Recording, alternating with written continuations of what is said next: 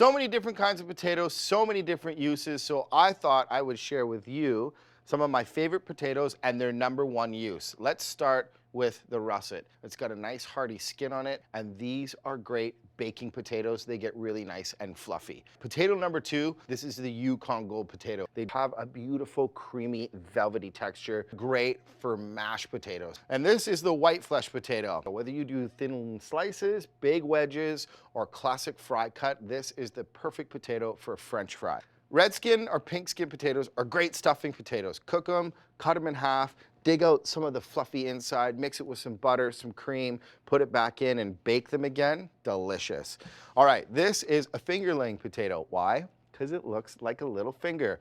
These are awesome boiling potatoes. They get a brilliant fudgy texture. Finish it with some duck fat.